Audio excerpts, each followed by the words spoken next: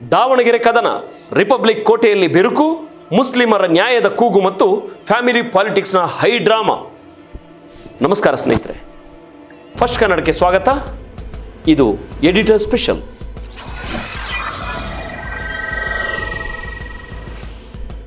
ಇವತ್ತು ನಾನು ಹೇಳ್ತಿರೋದು ದಾವಣಗೆರೆಯ ಸ್ಟೋರಿ. ಗೆಳೆಯರೆ, ಸದ್ಯ ಇಡೀ ರಾಜ್ಯದ ಕಣ್ಣು ಇನ್ನೇನು ನಡೆಯಲಿರುವ 2 ವಿಧಾನಸಭಾ ಕ್ಷೇತ್ರಗಳ ಉಪಚುನಾವಣೆ ಮೇಲಿದೆ.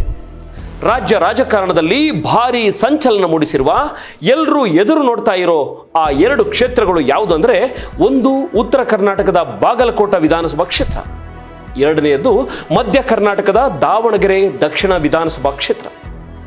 ಈ 2 ಕ್ಷೇತ್ರಗಳಲ್ಲಿ ಕಾಂಗ್ರೆಸ್ ಶಾಸಕರು ನಿಧನ ಹೊಂದಿದ್ರಿಂದ ಅನಿವಾರ್ಯವಾಗಿ ಬೈ ಎಲೆಕ್ಷನ್ ಅಂದರೆ ಉಪಚುನಾವಣೆ ನಡೀತಾ ಇದೆ. ಈ ಎಲೆಕ್ಷನ್ ಸುಮ್ಮನೆ ನಡೀತಿರೋ ಎಲೆಕ್ಷನ್ ಅಲ್ಲ, ಇದೊಂದು ಪ್ರತಿಷ್ಠೆಯ ಪ್ರಶ್ನೆ. ಮೊದಲಿಗೆ ಬಾಗಲಕೋಟೆಯ ಕಡೆ ಒಂದು ಕಣ್ಣಾಯಿಸೋಣ. ಬಾಗಲಕೋಟೆಯಲ್ಲಿ ಮಾಜಿ ಸಚಿವರು ಹಾಗೂ ಕಾಂಗ್ರೆಸ್ ಶಾಸಕರಾಗಿದ್ದ HY ಮೇಟಿ ಅವರ ನಿಧನದಿಂದ ಈ ಸ್ಥಾನ ತೆರವಾಗಿದೆ. ಈಗ ಆ ಸ್ಥಾನಕ್ಕೆ ಕಾಂಗ್ರೆಸ್ ಟಿಕೆಟ್ಗಾಗಿ ದೊಡ್ಡ ಮಟ್ಟದ ಪೈಪೋಟಿ ನಡೀತಾ ಇದೆ. ಆದರೆ ಇಲ್ಲಿ ಒಂದು ಸ್ಪಷ್ಟ ಚಿತ್ರಣ ಕಾಣಿಸ್ತಾ ಇದೆ. ಇದರಲ್ಲಿ ಬಾಯಕ್ಕ ಮೇಟಿಯವರಿಗೆ ಟಿಕೆಟ್ ಸಿಗೋದು ಬಹುತೇಕ ಕನ್ಫರ್ಮ್ ಅಂತ ಹೇಳಲಾಗ್ತಿದೆ. ಯಾರು ಈ ಬಾಯಕ್ಕ ಮೇಟಿ? ಇವರು ಮಾಜಿ ಜಿಲ್ಲಾ ಪಂಚಾಯತ್ ಅಧ್ಯಕ್ಷರು. ಅಷ್ಟೇ ಅಲ್ಲ, ಮೇಟಿ ಕುಟುಂಬದಲ್ಲಿ HY ಮೇಟಿಯವರನ್ನ ಬಿಟ್ಟರೆ ಸಕ್ರಿಯ ರಾಜಕಾರಣದಲ್ಲಿ ಜನಗಳ ಜೊತೆ ಬೆರೆತಿದ್ದು ಇವರೇ.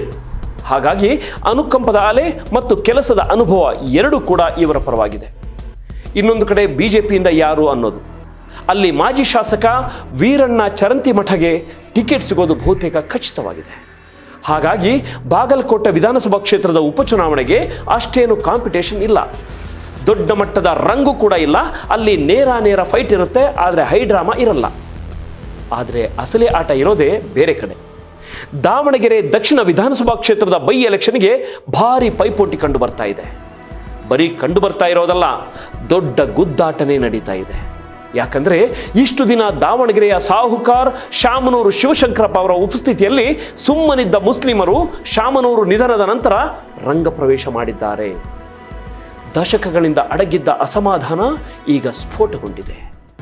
ಈಗ ದಾವಣಗೆರೆ ದಕ್ಷಿಣ ವಿಧಾನಸಭಾ ಕ್ಷೇತ್ರದಲ್ಲಿ ಮುಂಬರುವ ಈ ಒಂದು ಕ್ಷೇತ್ರಕ್ಕೆ ನಮ್ಮ ಕಾಂಗ್ರೆಸ್ ಪಕ್ಷದಿಂದ 88,000 ಮತಗಳಿರುವ ಮುಸ್ಲಿಂ ಮತಗಳಿರುವ ಈ ಒಂದು ಕ್ಷೇತ್ರದಲ್ಲಿ ನಮ್ಮ ಮುಸ್ಲಿಂ ಅಭ್ಯರ್ಥಿಗೆ ಕಾಂಗ್ರೆಸ್ ಹೈಕಮಾಂಡ್ ಈ ಸಲ ಟಿಕೆಟ್ ಕೊಡಬೇಕಂತ ನಾವು ನಮ್ಮ KPCC ಹಾಗೂ AICCಯಲ್ಲಿ ಮುಖಂಡರ ಮನವಿ ಕೂಡ ಮಾಡ್ತಾಯಿದ್ದೀವಿ. ದಯವಿಟ್ಟು ಈ ಬಾರಿ ನಮ್ಮ ಕಾಂಗ್ರೆಸ್ ಪಕ್ಷದಿಂದ ಮುಸ್ಲಿಂ ಅಭ್ಯರ್ಥಿಯನ್ನು ಘೋಷಣೆ ಮಾಡಬೇಕಂತಲೂ ಕೇಳ್ತಾ ಇದ್ದೀವಿ. ಹಾಗಾದರೆ ದಾವಣಗೆರೆ ದಕ್ಷಿಣ ವಿಧಾನಸಭಾ ಕ್ಷೇತ್ರಕ್ಕೆ ನಡೀತಾ ಇರೋ ಉಪಚುನಾವಣೆಯ ಆಳ ಅಗಲ ಏನು? ಅಲ್ಲಿನ ಜಾತಿ ಲೆಕ್ಕಾಚಾರ ಏನು? ಮುಸ್ಲಿಮರಿಗೆ ಆಗುತ್ತಿರೋ ಅನ್ಯಾಯ ಏನು? ಈ ಎಪಿಸೋಡ್ನಲ್ಲಿ ಪ್ರತಿಯೊಂದನ್ನು ಎಳೆಯಾಗಿ ಬಿಡಿಸಿ ನೋಡೋಣ. ದಯವಿಟ್ಟು ಈ ವಿಡಿಯೋವನ್ನು ಕಡೆ ತನಕ ಮಿಸ್ ಮಾಡದೆ ನೋಡಿ. ಇದು ಎಡಿಟರ್ ಸ್ಪೆಷಲ್. ದಾವಣಗೆರೆ ದಕ್ಷಿಣದ ಹೈಡ್ರಾಮಾ ಮತ್ತು ಶಾಮನೂರು ಕುಟುಂಬದ ಪಟ್ಟು. ದಾವಣಗೆರೆ ದಕ್ಷಿಣ ವಿಧಾನಸಭಾ ಕ್ಷೇತ್ರದ ಬೈ ಎಲೆಕ್ಷನ್ ಈಗ ಎಲ್ಲರ ಕುತೂಹಲಕ್ಕೆ ಕಾರಣ ಆಗ್ತಿದೆ. ಶಾಮನೂರು ಶಿವಶಂಕರಪ್ಪ ನಿಧನದಿಂದಾಗಿ ತೆರವಾದ ಸ್ಥಾನಕ್ಕೆ ಹಲವಾರು ಹುರಿಯಾಳುಗಳು ಟ್ರೈ ಮಾಡ್ತಾ ಇದ್ದಾರೆ. ಇಲ್ಲಿ 2 ಬಣಗಳು ಸ್ಪಷ್ಟವಾಗಿ ಕಾಣಿಸ್ತಾ ಇವೆ. ಒಂದು ಕಡೆ ಶಾಮನೂರು ಕುಟುಂಬದ ಸದಸ್ಯರಿಗೇನೆ ಟಿಕೆಟ್ ಕೊಡಬೇಕು ಅನ್ನೋದು ಅವರ ಬೆಂಬಲಿಗರ ಮತ್ತು ಕುಟುಂಬದವರ ಆಗ್ರಹ ಕೂಡ. ಇದು ನಮ್ಮ ಕುಟುಂಬದ ಸೀಟು ಅನ್ನೋ ಮನಸ್ಥಿತಿ ಅವರಲ್ಲಿದೆ. ಆದರೆ ಇನ್ನೊಂದು ಕಡೆ ಈ ವಿಧಾನಸಭಾ ಕ್ಷೇತ್ರದಲ್ಲಿ ಮುಸ್ಲಿಮರ ಮತಗಳು ಅತಿ ಹೆಚ್ಚಿನ ಸಂಖ್ಯೆಯಲ್ಲಿ ಇರೋದ್ರಿಂದ ಟಿಕೆಟ್ ನಮ್ಮ ಸಮುದಾಯದವರಿಗೆ ಕೊಡಬೇಕು, ಇಷ್ಟು ವರ್ಷ ನಿಮಗೆ ಓಟ್ ಹಾಕಿದ್ವಿ, ಈಗಲಾದರೂ ನಮಗೆ ಅವಕಾಶ ಕೊಡಿ ಅಂತ ಮುಸ್ಲಿಮರು ಪಟ್ಟು ಹಿಡಿದಿದ್ದಾರೆ. ನಡೆದಿದ್ದಂಥ ಫಂಕ್ಷನ್ನಲ್ಲಿ ನಾವು ಅಲ್ಪಸಂಖ್ಯಾತರಿಗೆ ಟಿಕೆಟ್ ಈ ದಾವಣಗೆರೆ ದಕ್ಷಿಣ ಕ್ಷೇತ್ರಕ್ಕೆ ಈ ಸಲ ಟಿಕೆಟ್ ಕೊಡಲೇಬೇಕಂತ ಒಂದು ನಿರ್ಧಾರವನ್ನು ತಗೊಂಡಿದ್ದೀವಿ. ಹಾಗೆ ಮುಸ್ಲಿಮರಿಗೆ ಕೊಡೋದಾದರೆ ಮುಸ್ಲಿಮರಲ್ಲೂ ಒಗ್ಗಟ್ಟಿದೆಯಾ? ಅಲ್ಲಿಯೂ ಪೈಪೋಟಿ ಇದೆ. 3-4 ಪ್ರಭಾವಿ ವ್ಯಕ್ತಿಗಳು ಟಿಕೆಟ್ಗೋಸ್ಕರ ಪಟ್ಟು ಹಿಡಿದಿದ್ದಾರೆ. ಹಾಗಾದರೆ ಅಂತಿಮವಾಗಿ ಟಿಕೆಟ್ ಯಾರಿಗೆ ಸಿಗುತ್ತೆ ಅನ್ನೋದು ಸದ್ಯದ ಕುತೂಹಲ. ಇದೆಲ್ಲದರ ಬಗ್ಗೆ ಡಿಸ್ಕಸ್ ಮಾಡೋಕ್ಕೂ ಮೊದಲು ನಾವು ಒಬ್ಬ ವ್ಯಕ್ತಿಯ ಬಗ್ಗೆ ತಿಳ್ಕೋಬೇಕು. ಅವರೇ ಶಾಮನೂರು ಶಿವಶಂಕರಪ್ಪ. ಶಾಮನೂರು ಶಿವಶಂಕರಪ್ಪನವರು ಯಾರು? ಅವರು ದಾವಣಗೆರೆಯಲ್ಲಿ ತಮ್ಮ ಸಾಮ್ರಾಜ್ಯವನ್ನು ಕಟ್ಟಿದ್ದು ಹೇಗೆ, ಬೆಳೆಸಿದ್ದು ಹೇಗೆ ಅನ್ನೋದನ್ನು ತಿಳಿದುಕೊಳ್ಳೋದು ಅತಿ ಅವಶ್ಯಕ. ಯಾಕಂದರೆ ದಾವಣಗೆರೆ ಪಾಲಿಟಿಕ್ಸ್ ಅರ್ಥ ಆಗಬೇಕಂದ್ರೆ ಶಾಮನೂರು ಶಿವಶಂಕರಪ್ಪ ಅವರ ಹಿಸ್ಟ್ರಿ ಗೊತ್ತಿರಲೇಬೇಕು. ಅವರ ಬಾಲ್ಯದ ಬಗ್ಗೆ ಎಲ್ಲ ನಾನು ಮಾತಾಡೋಕ್ಕೆ ಹೋಗೋದಿಲ್ಲ, ನೇರವಾಗಿ ವಿಷಯಕ್ಕೆ ಬರ್ತೀನಿ. ಶಾಮನೂರು ಶಿವಶಂಕರಪ್ಪರವರು ಮೂಲತಃ ಒಬ್ಬ ಒಳ್ಳೆ ಬಿಸ್ನೆಸ್ಮನ್. ಬಾಪೂಜಿ ಎಜುಕೇಷನ್ ಅಸೋಸಿಯೇಷನ್ನ ಅಧ್ಯಕ್ಷರಾಗಿದ್ದ ಇವರು ಈ ಸಂಸ್ಥೆಯ ಅಡಿಯಲ್ಲಿ ಬಾಪೂಜಿ ಇನ್ಸ್ಟಿಟ್ಯೂಟ್ ಆಫ್ ಇಂಜಿನಿಯರಿಂಗ್ ಮತ್ತು ಟೆಕ್ನಾಲಜಿ ಅಂದರೆ BIET ಸೇರಿದಂತೆ ಮೆಡಿಕಲ್ ಕಾಲೇಜು, ಡೆಂಟಲ್ ಕಾಲೇಜು ಹೀಗೆ ಮುಂತಾದ ಅನೇಕ ಶೈಕ್ಷಣಿಕ ಸಂಸ್ಥೆಗಳನ್ನು ಮುನ್ನಡೆಸಿದ್ದಾರೆ. ಅಷ್ಟೇ ಅಲ್ಲ, ಸಕ್ಕರೆ ಕಾರ್ಖಾನೆಗಳು ಇದ್ದಾವೆ, ಡಿಸ್ಟಿಲರಿ ಗ್ರೂಪ್ಗಳಿಗೆ ಚೀಫ್ ಕೂಡ ಆಗಿದ್ದಾರೆ. ಬಾಪೂಜಿ ಹೆಸರಲ್ಲಿ ಬ್ಯಾಂಕ್ಗಳನ್ನ ಕೂಡ ಮಾಡಿದ್ದಾರೆ. ಒಟ್ಟಾರೆ ಹೇಳೋದಾದರೆ ಇವರೊಬ್ಬ successful and powerful businessman. ದಾವಣಗೆರೆಯ ಆರ್ಥಿಕತೆಯ ನಾಡಿ ಮಿಡಿತ ಇವರ ಕೈಯಲ್ಲಿತ್ತು. ಆಮೇಲೆ ಇವರ ರಾಜಕೀಯ ಪರ್ವ ಆರಂಭ ಆಗುತ್ತೆ. 1969ರಲ್ಲಿ ದಾವಣಗೆರೆ ಪುರಸಭೆ ಮೆಂಬರ್ ಆಗಿ ಆಯ್ಕೆ ಆಗ್ತಾರೆ. 1971ರಲ್ಲಿ ಅಧ್ಯಕ್ಷರಾಗ್ತಾರೆ. ಇಲ್ಲಿಂದ ರಾಜಕೀಯವಾಗಿ ಮೇಲೆದ್ದು ಬಂದ ಶಾಮನೂರು ಶಿವಶಂಕರಪ್ಪ ಮತ್ತೆಂದೂ ಹಿಂತಿರುಗಿ ನೋಡಲಿಲ್ಲ. ಆ ಪ್ರಮೇಯವು ಅವರಿಗೆ ಬರಲಿಲ್ಲ. ದಶಕಗಳ ಕಾಲ KPCC ಖಜಾಂಚಿಯಾಗಿ ಸೇವೆ ಸಲ್ಲಿಸಿದರು. ಪಕ್ಷಕ್ಕೆ ಕಷ್ಟ ಬಂದಾಗ ಹಣಕಾಸಿನ ನೆರವು ನೀಡಿದರು. ಅಖಿಲ ಭಾರತ ವೀರಶೈವ ಮಹಾಸಭೆಯ ಅಧ್ಯಕ್ಷರು ಕೂಡ ಆಗಿದ್ದರು. ಆ ಮೂಲಕ ಇಡೀ ಲಿಂಗಾಯತ ಸಮುದಾಯದ ಪ್ರಶ್ನಾತೀತ ನಾಯಕರಾಗಿದ್ದರು ಶಾಮನೂರು ಶಿವಶಂಕರಪ್ಪ. 1994ರಲ್ಲಿ ಮೊಟ್ಟ ಮೊದಲ ಬಾರಿಗೆ ದಾವಣಗೆರೆ ದಕ್ಷಿಣ ವಿಧಾನಸಭಾ ಕ್ಷೇತ್ರದಿಂದ ಶಾಸಕರಾಗಿ ಆಯ್ಕೆಯಾದರು. ಇಲ್ಲಿಂದ ಶಾಮನೂರು ಶಿವಶಂಕರಪ್ಪನವರ ರಾಜಕಾರಣ ಉತ್ತುಂಗಕ್ಕೆ ಹೋಯಿತು. ಒಟ್ಟು 6 ಬಾರಿ ಶಾಸಕರಾದರು. ಒಮ್ಮೆ ದಾವಣಗೆರೆ ಲೋಕಸಭಾ ಕ್ಷೇತ್ರದಿಂದ MP ಕೂಡ ಆದರು. ಸಿದ್ದರಾಮಯ್ಯ ಸಂಪುಟದಲ್ಲಿ ಸಚಿವರಾಗಿಯೂ ಕೆಲಸ ಮಾಡಿದರು. ಸೋಲು ಅನ್ನೋದು ಇವರ ಸಮೀಪಕ್ಕೂ ಸುಳಿಲಿಲ್ಲ. ಮುಖ್ಯವಾಗಿ ದಾವಣಗೆರೆಯನ್ನ ತಮ್ಮ ಸಂಪೂರ್ಣ ಹಿಡಿತದಲ್ಲಿ ಇಟ್ಕೊಂಡ್ರು. ಒಂದು ಲೆಕ್ಕದಲ್ಲಿ ಇದನ್ನ ರಿಪಬ್ಲಿಕ್ ಆಫ್ ದಾವಣಗೆರೆ ಮಾಡಿಕೊಂಡಿದ್ರು ಅಂತ ಅಲ್ಲಿನ ಜನ ಇವತ್ತಿಗೂ ಮಾತಾಡ್ಕೊಳ್ತಾರೆ. ಯಾಕಂದ್ರೆ ಇವರ ಮಗ SS ಮಲ್ಲಿಕಾರ್ಜುನ್ ಕೂಡ ದಾವಣಗೆರೆ ಉತ್ತರ ಕ್ಷೇತ್ರದಿಂದ MLA ಆದರು. ಈಗ ಸಚಿವರಾಗಿ ಕೆಲಸ ಮಾಡ್ತಾ ಇದ್ದಾರೆ. ಇವರ ಸೊಸೆ ಅಂದ್ರೆ ಮಲ್ಲಿಕಾರ್ಜುನ್ ಅವರ ಪತ್ನಿ ಪ್ರಭಾ ಮಲ್ಲಿಕಾರ್ಜುನ್ ಕೂಡ MP ಸಂಸದೆ ಆಗಿದ್ದಾರೆ. ಅಂದ್ರೆ ಅಪ್ಪ, ಮಗ, ಸೊಸೆ ಹೀಗೆ ಇಡೀ ಜಿಲ್ಲೆಯ ಅಧಿಕಾರ ಒಂದೇ ಕುಟುಂಬದ ಕೈಯಲ್ಲಿತ್ತು. ಅಂಕಿಅಂಶಗಳ ಸತ್ಯ ಮತ್ತು ಮುಸ್ಲಿಮರ ಅಸಹಾಯಕತೆ, ದ ರಿಯಲ್ ಸ್ಟೋರಿ. ಆದರೆ ಗೆಳೆಯರೆ, ಇಲ್ಲಿ ಒಂದು ವಿಪರ್ಯಾಸವಿದೆ. ಅಸಲಿಗೆ ದಾವಣಗೆರೆ ದಕ್ಷಿಣ ವಿಧಾನಸಭಾ ಕ್ಷೇತ್ರದಲ್ಲಿ ಮುಸ್ಲಿಂ ಮತಗಳ ಸಂಖ್ಯೆ ಅತಿ ಹೆಚ್ಚಿನ ಸಂಖ್ಯೆಯಲ್ಲಿದೆ. ಆದರೂ ಅಲ್ಲಿ ಶಾಮನೂರು ಪ್ರಭಾವ ಜಾಸ್ತಿನೇ ಇತ್ತು. ಅವರು ಸತತವಾಗಿ ಗೆದ್ದು ಬಂದರು. ಈಗ ದಾವಣಗೆರೆ ದಕ್ಷಿಣ ವಿಧಾನಸಭಾ ಕ್ಷೇತ್ರದ ಅಂಕಿಅಂಶಗಳನ್ನು ಅಂದರೆ ಡೆಮೋಗ್ರಾಫಿಕ್ಸ್ ಆಳವಾಗಿ ನೋಡೋದಾದರೆ ನಿಮಗೆ ನಿಜವಾದ ಚಿತ್ರಣ ಸಿಗುತ್ತೆ. 2025ರ ಆರಂಭದ ಮಾಹಿತಿ ಮತ್ತು ಮತದಾರರ ಪಟ್ಟಿಯ ಪ್ರಕಾರ ದಾವಣಗೆರೆ ದಕ್ಷಿಣ ಕ್ಷೇತ್ರದಲ್ಲಿ ಒಟ್ಟು ಮತದಾರರ ಸಂಖ್ಯೆ ಸುಮಾರು 2,20,000 ಇಲ್ಲಿ ಫಲಿತಾಂಶ ನಿರ್ಧಾರ ಮಾಡೋದ್ರಲ್ಲಿ ಅಥವಾ ಅಭ್ಯರ್ಥಿಯ ಭವಿಷ್ಯ ಬರೆಯೋದ್ರಲ್ಲಿ ಮುಸ್ಲಿಂ ಸಮುದಾಯ ಪ್ರಮುಖ ಪಾತ್ರ ವಹಿಸುತ್ತೆ. ಒಂದು ನಿಖರವಾದ ಅಂದಾಜಿನ ಪ್ರಕಾರ ಇಲ್ಲಿ 35ರಿಂದ 40%ನಷ್ಟು, ಪಕ್ಕ ಹೇಳೋದಾದ್ರೆ 40% ಅಂತ ಹೇಳ್ಬೋದು, ಮುಸ್ಲಿಮರಿದ್ದಾರೆ. ಜೈನ ಮತ್ತು ಕ್ರಿಶ್ಚಿಯನ್ನರು ಸಣ್ಣ ಪ್ರಮಾಣದಲ್ಲಿದ್ದಾರೆ. ಮುಸ್ಲಿಮರ ನಂತರ 2ನೇ ಸ್ಥಾನದಲ್ಲಿ ಲಿಂಗಾಯತರಿದ್ದಾರೆ. ಪರಿಶಿಷ್ಟ ಜಾತಿ SC ಒಟ್ಟು ಜನಸಂಖ್ಯೆಯ 14%ನಷ್ಟು ಇದೆ. ಪರಿಶಿಷ್ಟ ಪಂಗಡ ಅಂದರೆ ST ಅಂದಾಜು 7%ನಷ್ಟು ಇದ್ದಾರೆ. ಇದರ ಜೊತೆಗೆ ಕುರುಬ ಹಾಗೂ ಇತರ ಹಿಂದುಳಿದ ವರ್ಗಗಳ ಮತಗಳು ಸಹ ಇಲ್ಲಿ ನಿರ್ಣಾಯಕ ಆಗಿದ್ದಾವೆ. ಆದರೆ ಇಲ್ಲಿ ಗಮನಿಸಬೇಕಾದ ಮುಖ್ಯ ಅಂಶ ಅಂದರೆ ಮುಸ್ಲಿಮರು ಮತ್ತು SC ST ಮತದಾರರ ಸಂಖ್ಯೆ ಹೆಚ್ಚಿರೋದ್ರಿಂದ ಈ ಕ್ಷೇತ್ರ ಕಾಂಗ್ರೆಸ್ನ ಭದ್ರ ಕೋಟೆಯಾಗಿ ಉಳಿದುಕೊಂಡಿದೆ. ಕಾಂಗ್ರೆಸ್ ಗೆಲ್ಲುತ್ತೆ ನಿಜ, ಆದರೆ ಗೆಲ್ಲೋದು ಯಾರು? ಲಿಂಗಾಯತ ಅಭ್ಯರ್ಥಿ. ಮತ ಹಾಕೋದು ಯಾರು? ಮುಸ್ಲಿಮರು ಮತ್ತು ದಲಿತರು. ಇದೇ ಇಲ್ಲಿನ ಐರಾಣಿ. ಕರ್ನಾಟಕದಾದ್ಯಂತ ಈ ಸಮಸ್ಯೆ ಇದೆ ಸ್ನೇಹಿತರೆ. ರಾಜ್ಯದಲ್ಲಿ ಮುಸ್ಲಿಮರ ಜನಸಂಖ್ಯೆ 2019ರ ಜನಗಣತಿ ಪ್ರಕಾರವೇ ಸುಮಾರು 12.92% ಈಗ ಅದು ಹೆಚ್ಚಾಗಿದೆ. ರಾಜ್ಯದ 2ನೇ ಅತಿದೊಡ್ಡ ಜನಸಂಖ್ಯೆ ಇದು. ಜನಸಂಖ್ಯೆಗೆ ಅನುಗುಣವಾಗಿ ನೋಡಿದ್ರೆ ವಿಧಾನಸಭೆಯಲ್ಲಿ ಕನಿಷ್ಠ 25ರಿಂದ 30 ಮುಸ್ಲಿಂ ಶಾಸಕರು ಇರಬೇಕಿತ್ತು. ಆದರೆ ಗೆದ್ದು ಬರೋದು ಎಷ್ಟು ಜನ? ಬೆರಳೆಣಿಕೆಯಷ್ಟು. ಕೇವಲ 7ರಿಂದ 9 ಜನ ಮಾತ್ರ. ಇದನ್ನ ಯಾರಾದರೂ ಸಾಮಾಜಿಕ ನ್ಯಾಯ ಅಂತ ಕರೆದರೆ ಅವರಿಗೆ ಸೀದಾ ನಿಮ್ಹಾನ್ಸ್ ಆಸ್ಪತ್ರೆಯ ದಾರಿ ತೋರಿಸಬೇಕು ಅಷ್ಟೇ. ಇದಕ್ಕೆ ಕಾರಣ ಏನು ಗೊತ್ತಾ?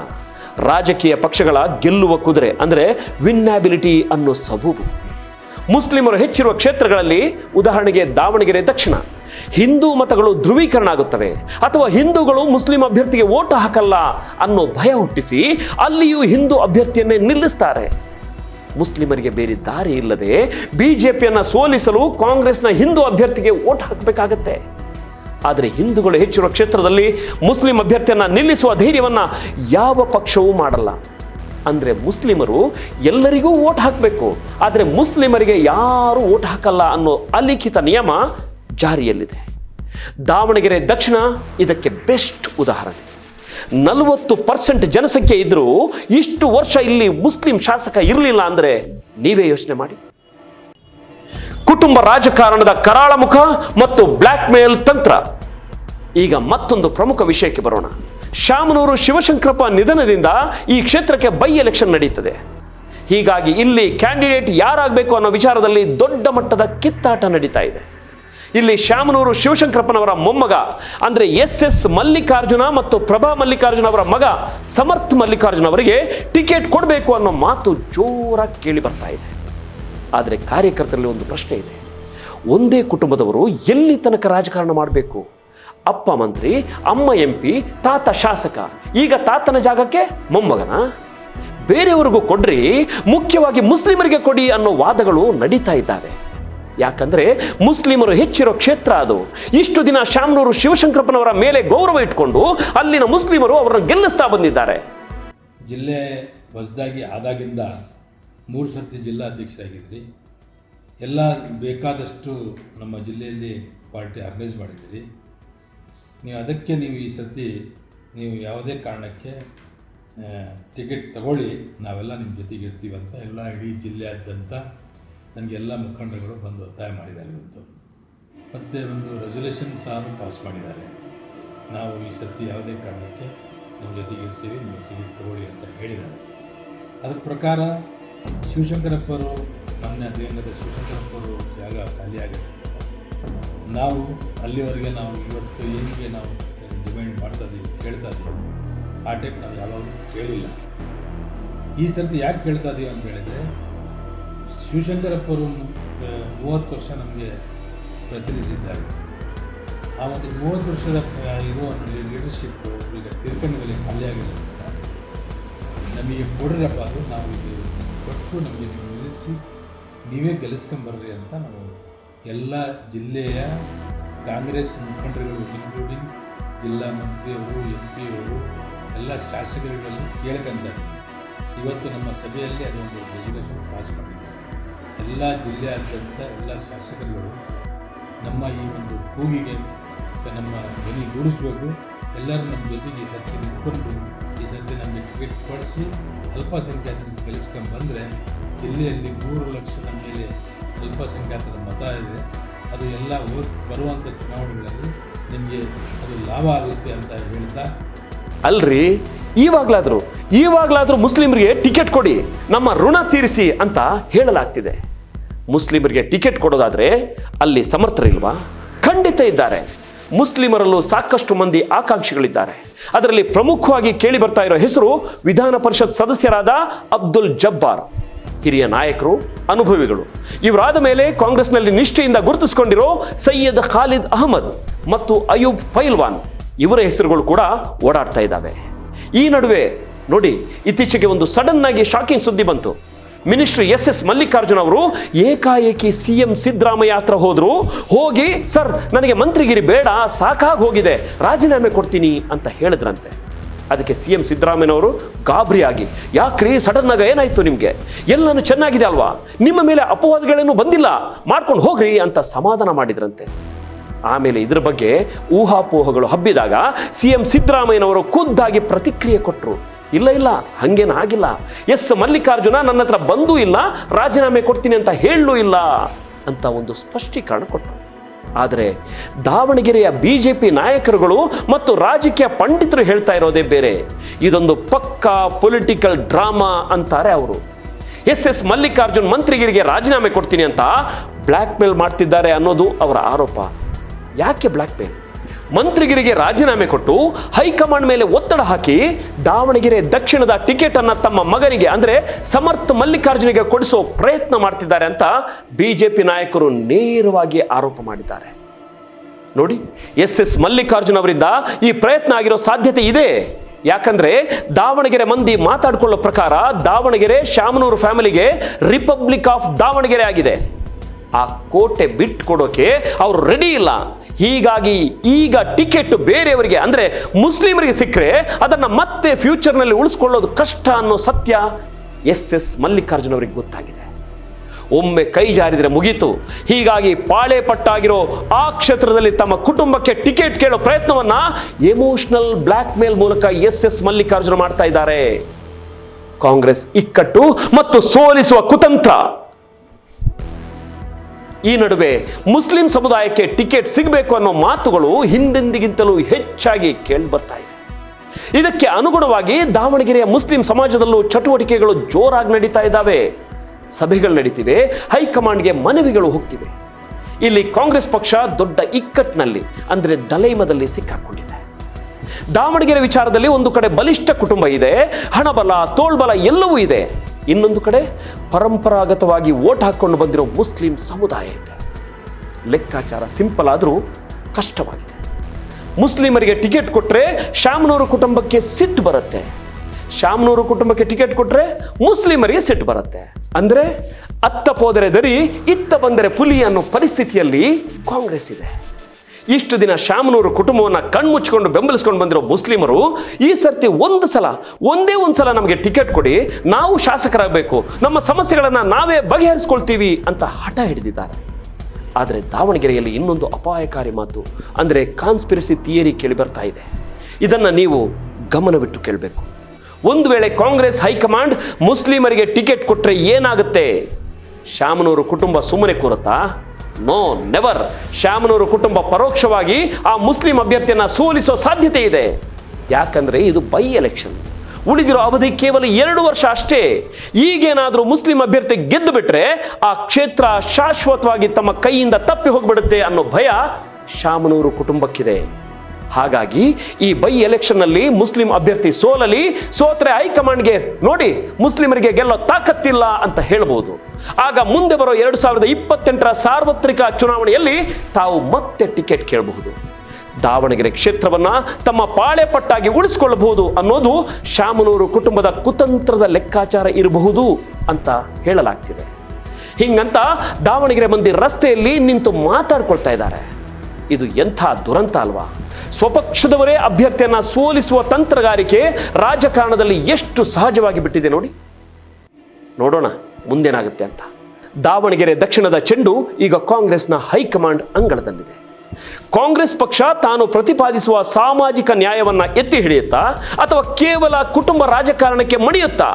ಶಾಮನೂರು ಕುಟುಂಬಕ್ಕೆ ಟಿಕೆಟ್ ಕೊಡುತ್ತಾ ಅಥವಾ ತನ್ನ ನಿಷ್ಠಾವಂತ ಮತ ಬ್ಯಾಂಕ್ ಆಗಿರುವ 40% ಜನಸಂಖ್ಯೆ ಇರೋ ಮುಸ್ಲಿಮರಿಗೆ ಟಿಕೆಟ್ ಕೊಡುತ್ತಾ ಅನ್ನೋದನ್ನ ಕಾದು ನೋಡೋಣ. ಮುಸ್ಲಿಮರು ಕೇವಲ ವೋಟ್ ಹಾಕುವ ಯಂತ್ರಗಳಾಗಬಾರದು, ಅವರು ಆಳುವ ಶಕ್ತಿ ಆಗಬೇಕು ಅನ್ನೋದು ಪ್ರಜಾಪ್ರಭುತ್ವದ ಆಶಯ. ಆದರೆ ಅದು ದಾವಣಗೆರೆಯಲ್ಲಿ ಎಷ್ಟರ ಮಟ್ಟಿಗೆ ಜಾರಿಯಾಗುತ್ತೆ ಅನ್ನೋದು $1 ಮಿಲಿಯನ್ ಪ್ರಶ್ನೆ. ನಿಮಗೇನನ್ನಿಸುತ್ತೆ? ದಾವಣಗೆರೆ ದಕ್ಷಿಣದಲ್ಲಿ ಯಾರಿಗೆ ಟಿಕೆಟ್ ಸಿಗಬೇಕು? ಕುಟುಂಬಕ್ಕ ಅಥವಾ ಸಮುದಾಯಕ್ಕ? ಕಮೆಂಟ್ ಮಾಡಿ ತಿಳಿಸಿ. ಇದು ಕೇವಲ ಸುದ್ದಿ ಅಥವಾ ಸುದ್ದಿ ವಿಶ್ಲೇಷಣೆಯಲ್ಲ, ಇದು ಒಂದು ಚಳವಳಿ. ಜೈ ಹಿಂದ್, ಜೈ ಕರ್ನಾಟಕ. ನೋಡ್ತಾ ಇರಿ ಫಸ್ಟ್ ಕನ್ನಡ, ಆಗೋದೆಲ್ಲ ಒಳ್ಳೆಯದಕ್ಕೆ. ನಮಸ್ಕಾರ.